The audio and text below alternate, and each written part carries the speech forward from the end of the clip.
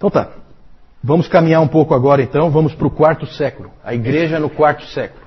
Agora nós estamos realmente avançando um pouco mais. A maioria das coisas que nós falamos até agora pegava sempre o segundo e o terceiro século meio junto. Agora nós vamos para o quarto século, que é um século em que vai mudar muita coisa. É um século em que ocorrem profundas transformações. E o próprio Império Romano estava passando por um momento de profunda transformação também. Num certo sentido, o Império Romano estava vivendo um momento de caos. Chegamos num momento em que havia 6 imperadores diferentes. 6 imperadores. No fim, acabou prevalecendo um sujeito chamado Flávios Valérios Aurelius Constantinos, mais conhecido como Constantino. Esse Constantino, ele é um dos personagens mais importantes da história, não só da história da igreja, mas da história. Esse Constantino, ele acabou prevalecendo, acabou se tornando o único imperador. Primeiro ele se tornou imperador só do Ocidente, havia ainda um imperador no Oriente, depois ele acabou unificando o império completamente. E ele conseguiu prevalecer de uma maneira muito interessante. Ele ia enfrentar um inimigo dele, que era o Maxentius, que também estava querendo ser o único imperador, e aí haveria uma batalha no dia seguinte. E naquela noite, na véspera da batalha, ele teve uma visão, no sonho, em que ele viu no céu um símbolo, e uma voz disse para ele o seguinte: esse símbolo ele tinha as letras gregas Ki e Rho. Daqui a pouco eu vou mostrar o símbolo para vocês. E aí ele ouviu uma voz que disse assim: com este sinal vencerás.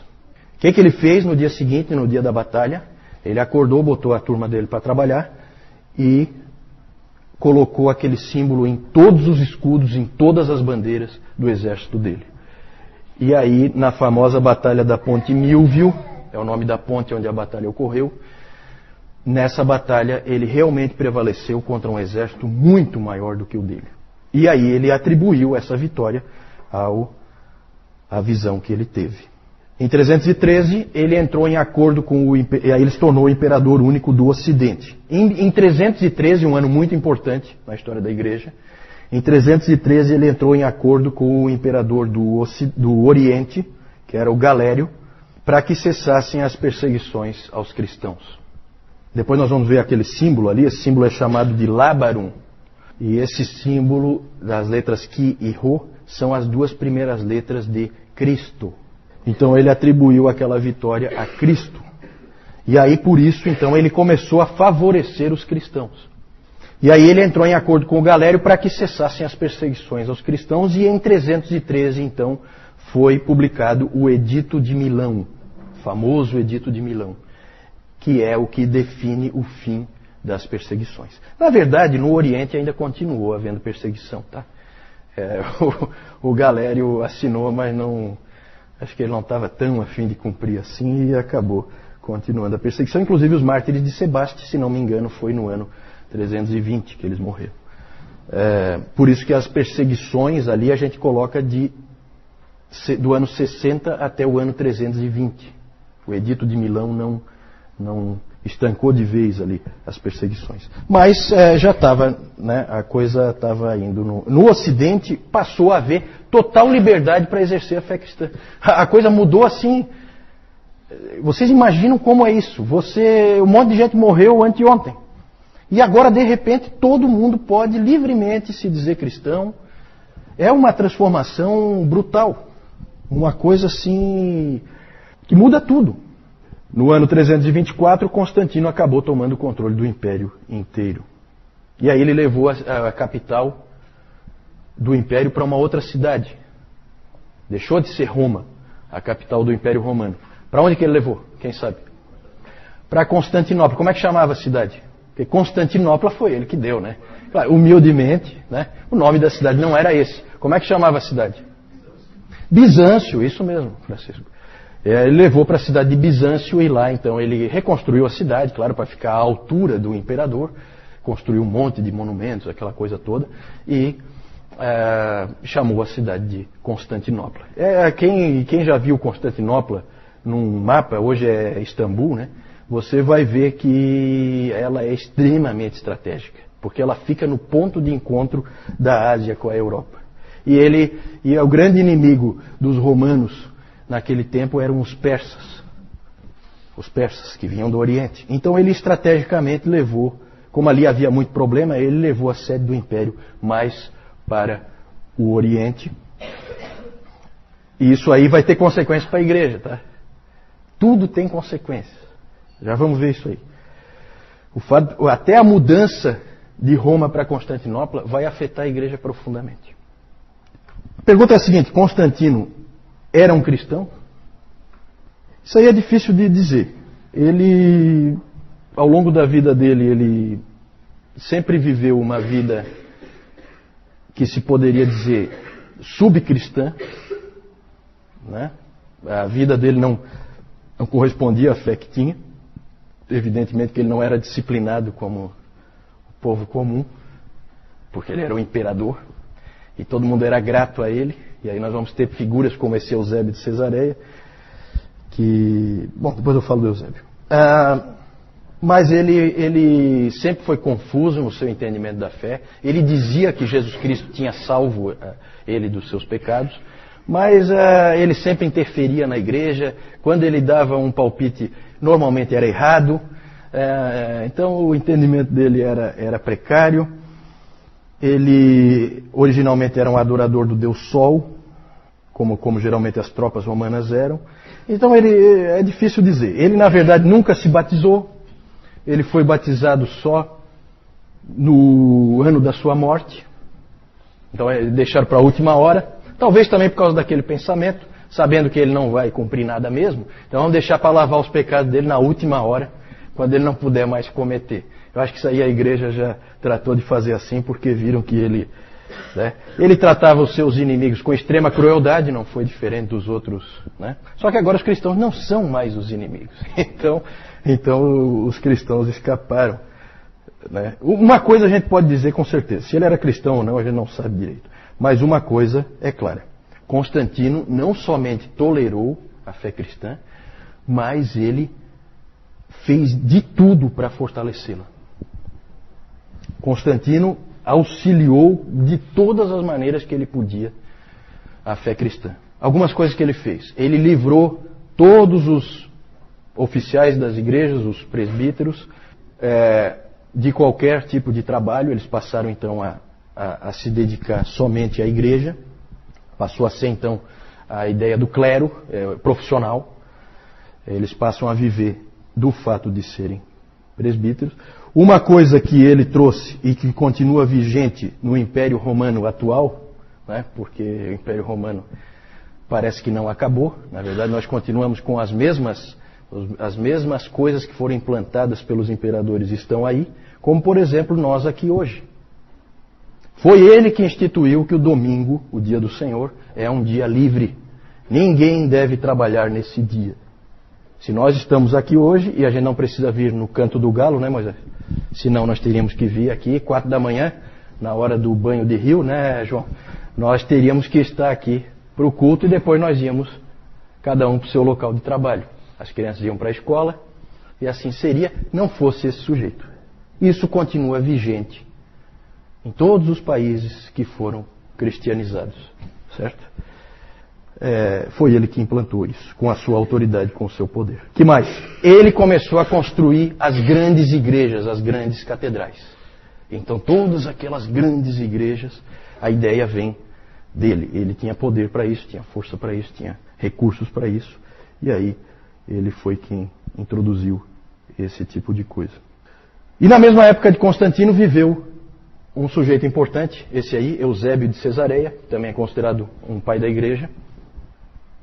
Lembram que eu já falei dele, porque foi ele que escreveu, ele é considerado o pai da história da igreja, porque ele escreveu o livro História Eclesiástica, que conta várias histórias lá dos cristãos primitivos. Dizia-se de Eusébio que ele era tão erudito que ele sabia tudo o que havia para se saber. Eu acho que é um pouquinho de exagero aí, mas ele certamente foi um teólogo também, e ele introduziu uma coisa que depois começou a se chamar de a teologia oficial. Porque ele pegou esse momento histórico E aí é o perigo de você interpretar a providência de Deus. É sempre perigoso. Porque aí fica na cabeça assim, olha só o que aconteceu, o imperador se converteu ao cristianismo. Quem é que esperava isso? Depois de anos e anos de perseguição, 250 anos de perseguição, o imperador se converte ao cristianismo. Quem é que podia esperar uma coisa assim? Deus está fazendo alguma coisa. É isso que passa na cabeça. Mas o que ele está fazendo? E aí você começa a interpretar. E aí eu falei no domingo passado aquela questão da dificuldade de você pegar a história da igreja, a dificuldade é interpretar o que está acontecendo. E o Eusébio resolveu interpretar. E olha como é que ele interpretou uma frase dele aqui. Constantino foi elevado por Deus para ser o vice-regente de Deus. Constantino é o representante de Deus na Terra. Por isso que Eusébio é considerado naquela classificação de Niebuhr, que eu mostrei no domingo passado, sobre a cultura, cristianismo e cultura, ele é considerado o que encaixa no Cristo da cultura. Por quê? Porque o Império Romano é o reino de Deus na Terra. É assim que ele pensava. Certo? Isso aí tem uma série de reflexos, tá? Claro que toda essa ideia, toda essa noção vai ser fortemente atacada depois por Agostinho no Cidade de Deus, no livro dele. Essa ideia de que é o reino de Deus na Terra, que é o Império Romano. Não, isso aí tudo ele vai derrubar. Mas o Eusébio veio com essa ideia aí. E aí com Constantino começa uma nova era na história da igreja que vai durar 1000 anos. A era de Constantino. Toda a influência dele vai se fazer sentir ao longo desse tempo. Começam a ocorrer coisas positivas. Na verdade, os valores cristãos começam a prevalecer no império. Aquela história de você jogar o filho fora, crime. Opa, não. Agora o império é cristão. Não existe, isso aí acabou. Jogar o filho ali na calçada, de jeito nenhum. Então, começou a haver esse tipo de coisa. Valores cristãos foram se impondo na sociedade. O domingo foi estabelecido como um dia livre, em que deveria haver dedicação para o Senhor. E é interessante, gente, uma coisa que eu já refleti bastante sobre isso, porque o David Calhoun ele levanta isso aí, e é realmente interessante. O que aconteceu nesses primeiros 500 anos é que você veio de uma sociedade totalmente pagã, um mundo, vamos falar de mundo, né? Você vem de um mundo totalmente pagão e esse mundo vai se tornando cristão. Cristão, entenda um cristão de uma maneira ampla, tá? Quando a gente fala cristão, não é cristão nascido de novo. Não. Cristão de uma maneira ampla, certo? Cristo como o rei, essa visão. Você tem isso acontecendo, vem do paganismo para o cristianismo. Dali para frente tudo é cristão. O cristianismo vai se fazer sentir ao longo de toda a história, até chegar nos últimos 500 anos. Aí o Calhoun fala que é um efeito espelho, né? Porque nos últimos 500 anos, de 1500 até o ano 2000, e até hoje, nós vemos o contrário acontecendo.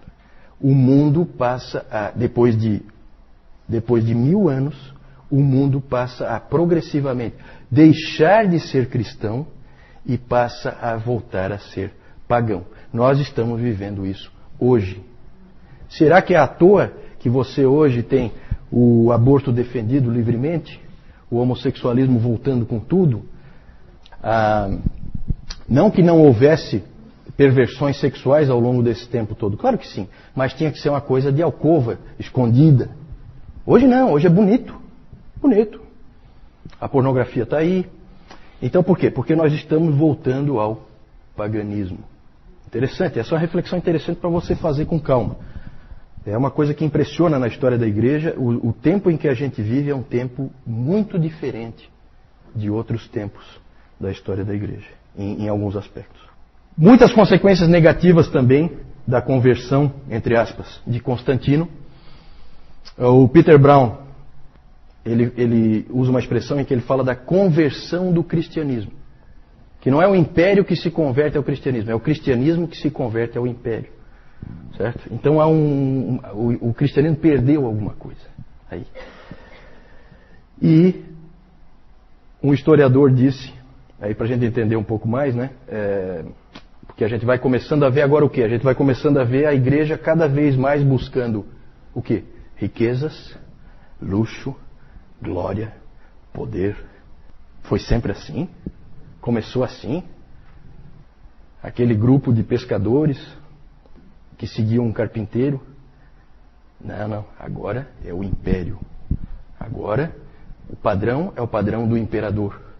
As igrejas são feitas como palácios. Certo? Daqui a pouco nós vamos ver umas figuras aí que mostram já essa situação. E, na verdade, nós vemos que um historiador disse o seguinte, eu acho que também é uma frase interessante para a gente refletir. Ele fala assim: a Igreja Católica Romana é o fantasma do Império Romano. O Império Romano acabou, mas no catolicismo romano você tem todos aqueles elementos ali sobrevivendo, né, numa coisa assim meio fantasma mesmo. Mas tudo ali vai se construindo. Outras consequências, por exemplo, aí eu não sei, alguns vão dizer que foi ótima, isso que eu vou falar agora, que foi uma coisa ótima, e outros vão dizer que foi péssima. O quê? Conversões em massa. Por que será? Gente, agora ser cristão é fácil e é extremamente vantajoso. Agora, exatamente, agora é maravilhoso ser cristão. Então você tem centenas de milhares de conversões ao cristianismo, como nunca se viu. Impressionante. O que é um imperador, né? O imperador é um grande evangelista de massas, né? Gente, essa coisa assim de evangelismo em massa tem que tomar cuidado, porque há conversões e conversões, né? Tem que tomar um pouquinho de cuidado. E é claro que depois de Constantino surge uma coisa que antes não existia.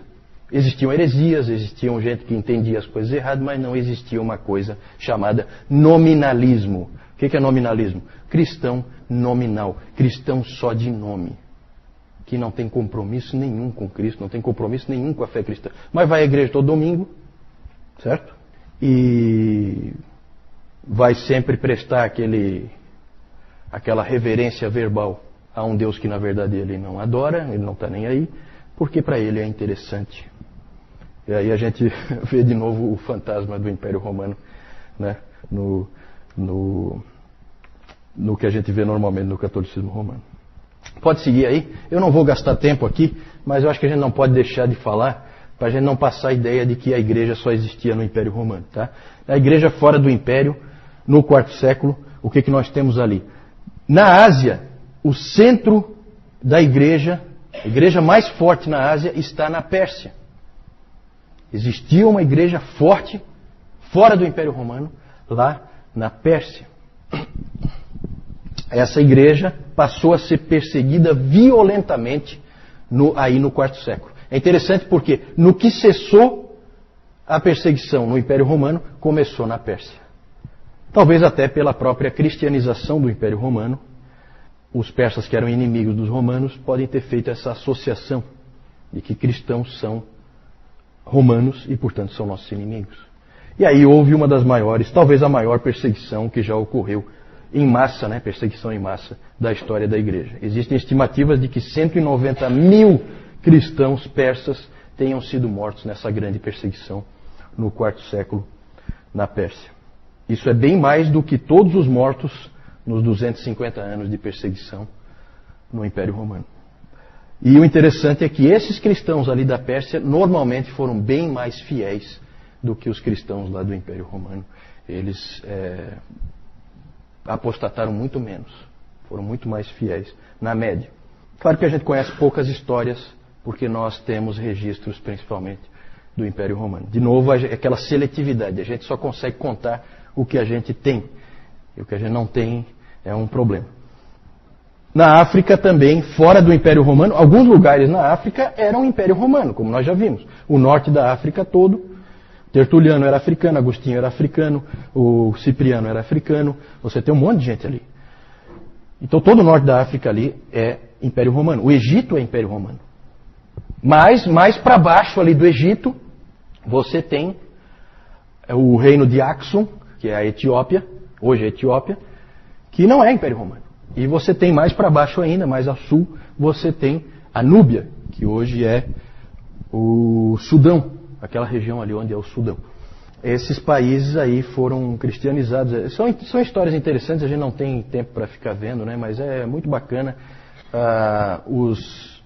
A Etiópia, a igreja etíope, devia a sua origem ao que eles chamavam de os 9 santos. Os 9 santos são 9 missionários que vieram da Síria.